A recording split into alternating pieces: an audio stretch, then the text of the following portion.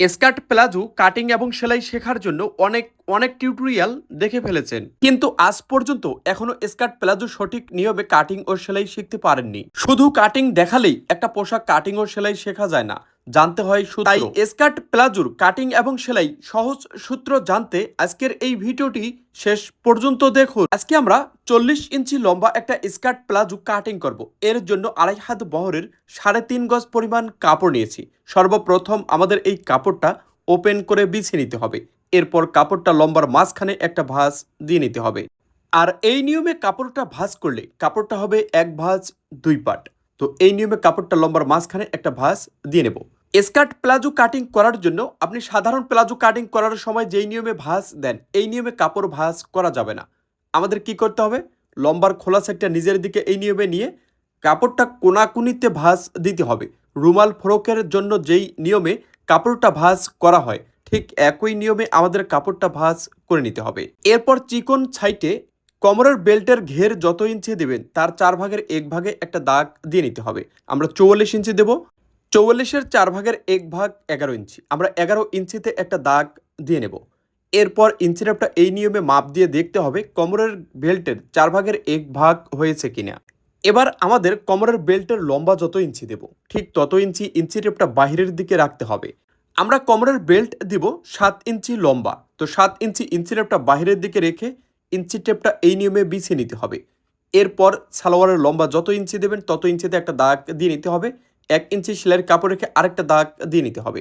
সালোয়ারের লম্বা দেবো 40 ইঞ্চি, 1 ইঞ্চি সেলাইয়ের কাপড় রেখে একটা মার্জিন তুলে নেব। তো ইঞ্চি টেপটা এই নিয়মে ধরে সালোয়ারের লম্বার যে দাগ, এই দাগ অনুযায়ী সুন্দর করে মার্জিনটা তুলে নিতে হবে। এরপর কোমরের বেল্ট 7 ইঞ্চি লম্বা, 7 ইঞ্চি উপরের দিকে রেখে ইঞ্চি টেপটা এই নিয়মে বিছিয়ে হাইয়ের মাপ বের করে নিতে হবে। 40 ইঞ্চি লম্বা একটা সালোয়ারের জন্য আমরা 15 ইঞ্চিতে হাইয়ের মার্জিনটা দিয়ে নেব। 44 ইঞ্চির মার্জিন অনুযায়ী স্কেলটা এই নিয়মে বসিয়ে নিতে হবে। এরপর স্কেল বসিয়ে সুন্দর করে একটা মার্জিন টেনে নিতে হবে। এরপর এখানে হাইয়ের শেপটা সুন্দর করে দিয়ে নিতে হবে। একেবারেই ইজি, একটু মনোযোগ দিয়ে দেখলেই কিন্তু বিষয়টা ক্লিয়ারভাবে বুঝতে পারবেন। শুধু ভাঁজটা দিতে হবে, রুমাল ভাঁজ। এই নিয়মে সুন্দর করে আমাদের বডির মার্জিনটা করে নেওয়ার পর মার্জিন অনুযায়ী কাটিং করে নিতে হবে। তো কোমরের দিকে 1/2 ইঞ্চি সেলাইয়ের কাপড় রাখতে হবে, হাইয়ের মার্জিন অনুযায়ী কাটিং করে নিতে হবে। তো আপনি যদি সেলাই কাজটাকে ভালোবেসে থাকেন, অবশ্যই আনাবিয়া টেইলার্স অ্যান্ড বুটিক্সের ইউটিউব চ্যানেল এবং ফেসবুক পেজ ফলো করতে ভুলবেন না। আশা করি আপনার দর্জি কাজে কিছু না কিছু উপকার হবেই হবে। এরপর নিচের ঘেরে যে জয়েন্ট হবে, সাইডের এই টুকরো কাপড়টা 1 ইঞ্চি উপরে বসে নিতে হবে। এরপর কাপড়ের মাপ অনুযায়ী কাটিং করে নিতে হবে, অর্থাৎ কাপড়ের যে শেপটা আছে এই শেপ অনুযায়ী কাটিং করে নেবেন, তাহলেই কিন্তু হয়ে যাবে। তো আপনি বিষয়টা বুঝতে পেরেছেন কিনা অবশ্যই কিন্তু কমেন্ট বক্সে বলে যাবেন। এই নিয়মে সুন্দর করে বডির পার্টটা কাটিং করে নেওয়ার পর বডির পার্টটা এক সাইড করে রেখে দেব। এরপর আমাদের অবশিষ্ট যে টুকরা কাপড় আছে, এই টুকরা কাপড় দিয়ে কোমরের বেল্ট কাটিং করে নিতে হবে। তো কাপড়টা দিতে হবে 2 ভাঁজ 4 পার্ট। এই নিয়মে 2 ভাঁজ 4 পার্ট করে আটকানো সাইড বা পায়ের দিক থেকে রাবার ঘর ফিতা ঘরের জন্য 2 ইঞ্চিতে একটা দাগ টেনে নিতে হবে। এরপর বডি কাটিং করার সময় ইঞ্চি টেপটা কত ইঞ্চি বাইরের দিকে রেখেছিলাম, 7 ইঞ্চি। এই রাবার ঘর থেকে 7 ইঞ্চি দূরে একটা করে দাগ দিয়ে নিতে হবে। দাগ অনুযায়ী স্কেল বসিয়ে একটা মার্জিন টেনে নিতে হবে। এবার কোমরের ঘেরের 4 ভাগের 1 ভাগে একটা দাগ দিয়ে নিতে হবে। কোমরের ঘের দেব 44 ইঞ্চি, 44-এর 4 ভাগের 1 ভাগ 11 ইঞ্চি। নিচেও 11 ইঞ্চিতেই একটা দাগ দিয়ে স্কেল বসিয়ে সুন্দর করে মার্জিন টেনে নেব। এরপর 1/2 ইঞ্চি সেলাইয়ের কাপড় রেখে আরেকটা মার্জিন দিয়ে নেব। এবার 1/2 ইঞ্চি পরিমাণ সেলাইয়ের কাপড় রেখে কাটিং করে নিতে হবে। সাধারণ সালোয়ারের কোমরের বেল্ট যেই নিয়মে কাটিং করেন, একই নিয়মে এই সালোয়ারের কোমরের বেল্ট কাটিং করে নিতে হয়। চলুন সেলাইটা কী নিয়মে করতে হয় তা দেখে নেওয়া যাক। স্কার্ট প্লাজো সেলাই করার পূর্বে সর্বপ্রথম আমাদের নিচের ঘেরে যে জয়েন্টটা আছে এই জয়েন্টটা দিয়ে নিতে হবে। তো আপনি যদি একজন সেলাই প্রেমী হয়ে থাকেন, অবশ্যই আমাদের আজকের এই টিউটোরিয়ালটিতে একটা লাইক কমেন্ট শেয়ার না করে আজকের এই টিউটোরিয়ালটি ছেড়ে যাবেন না। দেখা যাক কতজন সেলাই প্রেমিক আছে আমাদের এই পেজে। তো বডির পার্টের সোজার দিকটা উপরের দিকে রাখতে হবে, আর জয়েন্টের পার্টের সোজার দিকটা নিচের দিকে রেখে 1/2 ইঞ্চি পরিমাণ সেলাইয়ের কাপড় ধরে সেলাই করে নিতে হবে। তো অবশ্যই শুরু থেকে শেষ পর্যন্ত এক সমান সেলাইটা রাখবেন। এরপর কাপড়টা চিরা করে দিবেন। এরপর অপর পার্টটা একই নিয়মে ধরতে হবে এবং আবারও 1/2 ইঞ্চি পরিমাণ সেলাইয়ের কাপড় ধরে সেলাই করে নিতে হবে। শুরু থেকে শেষ পর্যন্ত এক সমান সেলাইটা রাখতে হবে। এরপর হাইয়ের জয়েন্টটা দিয়ে নিতে হবে। তো এক পার্ট আরেক পার্টের সঙ্গে এই নিয়মে পেয়ার মিলিয়ে বসিয়ে নিতে হবে। আধা ইঞ্চি পরিমাণ সেলাইয়ের কাপড় ধরে সেলাই করে নিতে হবে। তো এই নিয়মে সুন্দর করে সেলাইটা করে নেওয়ার পর অপর সাইডটা আমাদের একই নিয়মে সেলাই করে নিতে হবে। তো আপনি যদি একেবারেই সেলাই কাজে নতুন হয়ে থাকেন, আমাদের এই পেজে শীঘ্রই লাইভ ক্লাসের মাধ্যমে দর্জি কাজ শেখানো হবে, যা একদম ফ্রি। যারা যারা শিখতে আগ্রহী তারা অবশ্যই আমাদের এই পেজ ফলো করে নিয়মিত যুক্ত থাকুন।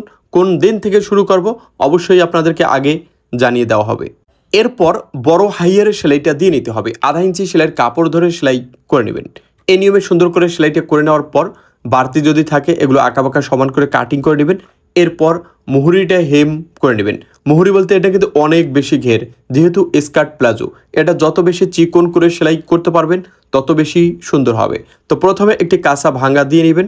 শুরু থেকে শেষ পর্যন্ত এক সমান ভাঙ্গাটা রাখতে হবে, কোথাও চিকন কোথাও মোটা যেন না হয় তা খেয়াল রাখতে হবে। তো এই নিয়মে শুরু থেকে শেষ পর্যন্ত এক সমান সেলাইটা দিয়ে নেবেন। এরপর উল্টিয়ে নেবেন। তো প্রথমে একটা কাঁচা ভাঙ্গা, এরপর আরেকটা সেলাই দিয়ে হেম করে নিতে হবে।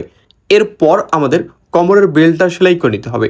তো প্রথমে আধা ইঞ্চি সেলাইয়ের কাপড় ধরে সেলাই করে নেবেন। এরপর অপর পাটে আধা ইঞ্চি পরিমাণ সেলাইয়ের কাপড় ধরে সেলাই করে নেবেন। এই নিয়মে সুন্দর করে সেলাইটা করে নেওয়ার পর এবার কোমরের বেল্টের সঙ্গে আমাদের জয়েন্ট করে নিতে হবে। তো কোমরের বেল্ট আর বডির পার্ট এই নিয়মে পেয়ার মিলিয়ে বসিয়ে নিতে হবে। আধা ইঞ্চি পরিমাণ সেলাইয়ের কাপড় ধরে সেলাই করে নিতে হবে। তো দুই কোমরের বেল্টের জয়েন্ট কিন্তু মিল রাখতে হবে। কোমরের বেল্টের জয়েন্ট আর হাইয়ের জয়েন্ট মিল রেখে সেলাই করবেন, তাহলে স্কার্টটা অনেক সুন্দর ফিটিং হবে। তো এই বিষয়গুলো কিন্তু অবশ্যই আপনাদের খেয়াল রাখতে হবে। আর এখানে বেল্টের কাপড়টা টান রাখবেন আর বডির কাপড়টা লুজ রাখবেন, তাহলে ফিটিংটা সুন্দর হবে। এবার রাবার নিতে হবে।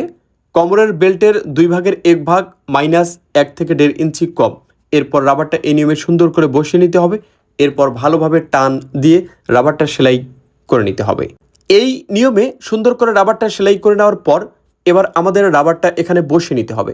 এরপর রাবার থেকে এক সুতা নিচ দিয়ে একটা সেলাই দিয়ে নিতে হবে। এই সেলাইটা দেওয়ার সময় খেয়াল রাখবেন রাবার থেকে এক সুতা নিচ দিয়ে সেলাইটা দিতে হবে, রাবারের উপরে যেন সেলাইটা উঠে না যায় এবং যেখান থেকে সেলাইটা শুরু করেছিলাম সেখানে এসে সেলাইটা শেষ করে দিতে হবে। এরপর রাবারের কাপড়টা এই নিয়মে টেনে টেনে সমান করে কাপড়টা বিছিয়ে নিতে হবে। এরপর 1 ফিট দূর দিয়ে একটা সেলাই দিয়ে নিতে হবে। এরপর 2 সেলাইয়ের মাঝখানে আরেকটা সেলাই দিয়ে নিতে হবে। আশা করি স্কার্ট প্লাজো কি নিয়মে কাটিং ও সেলাই করতে হয় তা আমি আপনাদেরকে বোঝাতে পেরেছি।